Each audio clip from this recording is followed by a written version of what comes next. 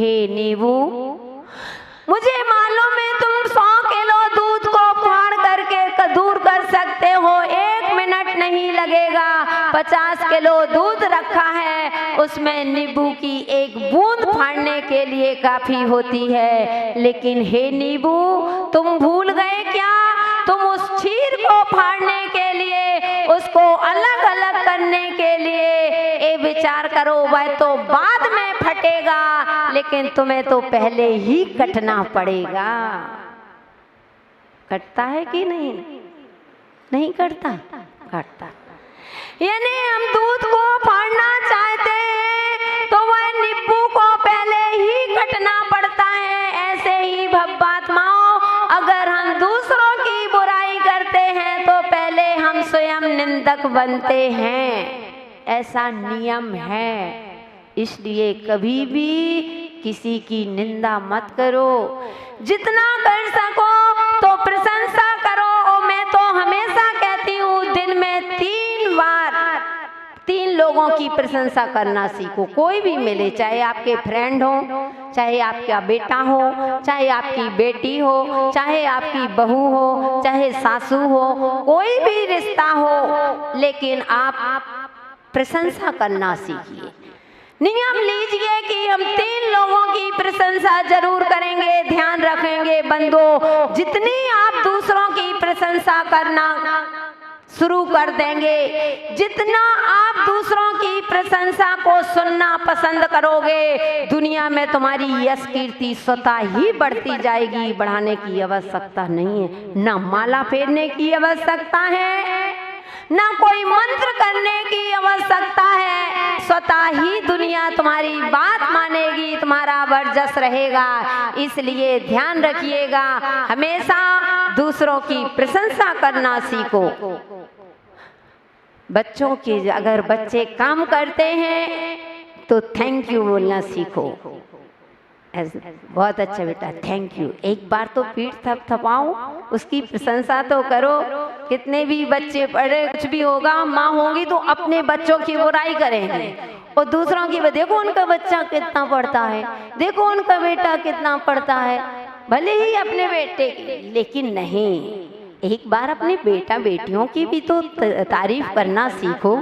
दूसरों के कर रहे हो और तुम्हारा बेटा इतना, थोड़ी सी प्रशंसा, थोड़ी सी वह आपने उसकी थोड़ी सी तारीफ कर दोगे, वह तारीफ क्या पता उस बेटे को कहां से कहां पहुंचा दे। नहीं भी है फिर भी तारीफ करना सीखो।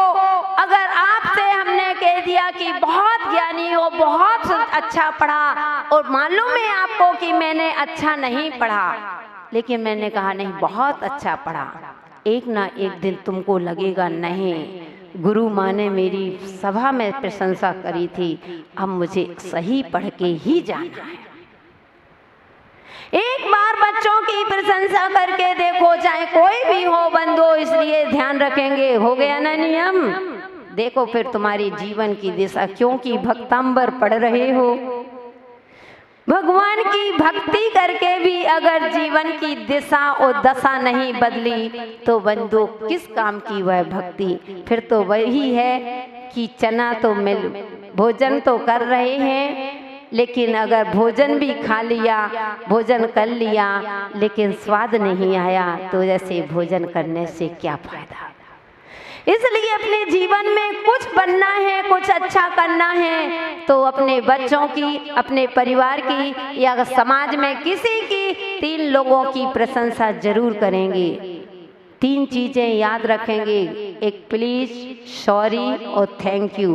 3 चीजें हमेशा कभी नहीं भूलना चाहिए। कभी भी किसी से काम कराना है, बच्चे से करा नहीं करना, प्लीज बेटा जाओ, प्लीज बेटा कर दो ना, तो वह तुरंत कर देगा। प्लीज के शब्द कह के तो देखो कैसे नहीं करेगा। मैंने कहा अपने अंदर भी तो वह शक्ति होना चाहिए। अब बच्चों को, बेटों को, परिवार को दोष दे रहे हो नहीं। इसलिए प्लीज शब्द हमेशा 3 शब्दों मुख में रटे हुए होने चाहिए। कौन कौन से? Please, sorry, thank you. कोई भी थोड़ा सा बेटा काम कर रहा, अगर वहाँ से गिलास उठा के यहाँ भी लाया तो भी मम्मी पापा को चाहिए कि उसको पहले थैंक यू बोले, तभी आपको बच्चे की शिक्षा है। इसलिए बंधु, इस काव्य की महिमा को हमने समझा था। 11वां काव्य कह रहा था कि स्वयं की दूसरों की प्रशंसा करो, वो अपनी निंदा करो जहाँ तक बन सके, कि हे भगवान मैं पापी हूँ, मैं जड़ बुद्धि हूँ, मैं जितना कहो उतना खराब, दुनिया का सबसे खराब इंसान हूँ तो मैं हूँ। इतना करोगे तुम, निंदा अपनी करोगे और उच्च गति की प्राप्ति होगी, और दूसरों की प्रशंसा करोगे तो उच्च गति की प्राप्ति होगी, और अपनी प्रशंसा करने लग जाओगे कि आई एम समथिंग, तो सोच लेना कि नरकों के द्वार खुले हैं, कोई उसमें वो नहीं। मैं कुछ हूँ, मैंने ऐसा किया, मैंने ऐसा किया, अगर मैं शब्द आ गया बंधु अपनी 100 की प्रशंसा करते हो, तो उमा स्वामी आचार्य ने तत्वार सूत्र ग्रंथ में कहा है, जो स्वयं की प्रशंसा करता है वह नरक गति में जाता है। तो ये मनुष्य गति में आकर के उन नरकों की यात्रा थोड़ी करना, कहाँ की करना है? स्वर्ग की। आवाज आ रही है, स्वर्ग की करना है। अगर हम पूछते हैं स्वर्ग किसको जाना है, हाथ उठाओ, कौन कौन स्वर्ग में जाना चाहते हैं? सबके हाथ उठेंगे। लेकिन हम पूछेंगे स्वर्गी कौन होना चाहता? कोई नहीं होना चाहता। ऐसा होता है? स्वर्ग तो चाहते हैं लेकिन स्वर्गी होना नहीं चाहते। बंधु, तो उच्च गति की प्राप्ति दूसरों की प्रशंसा करने से होती है और अपनी निंदा करने से होती है। इसलिए हमेशा अपनी निंदा करें और दूसरों की प्रशंसा करें। चलते हैं आज 12वां काव्य क्या तुमको संकेत दे रहा है, इस काव्य से पढ़ने से क्या विशेषता होती है। तो चलते हैं, खोल लेंगे पुस्तक, देखते हैं। यही शांत राग, यही शांत राग रुचि भी परमाणु विस्त्वम, विस्त्वम निर्मा पितस त्रिभुवनैक, त्रिभुवनैक ललाम भूत तावंत एव खलु ते यण्वः पृथिव्याम यत्ते समान मपिरम नहि रूप मस्ति। यही शांति रागे रुच भी परमाणु विस्तम,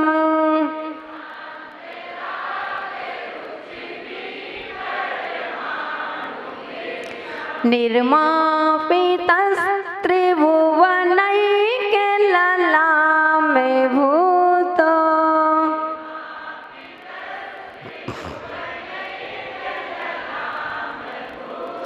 तावन्त एव खलु ते प्रणवः पृथिव्याम्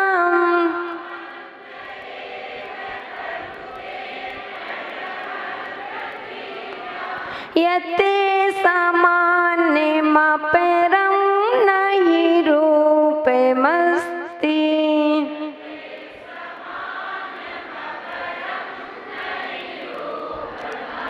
एक बार एक साथ पढ़ेंगे। यही शांति रागे रुचा भी परमाणु विस्तम,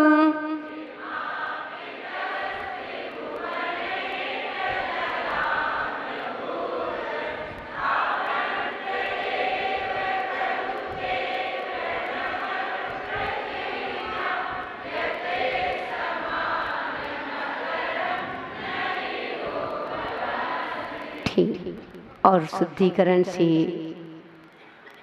रिपीट करके आएंगे, कोशिश करेंगे बंधु, बहुत अच्छे से आएगा।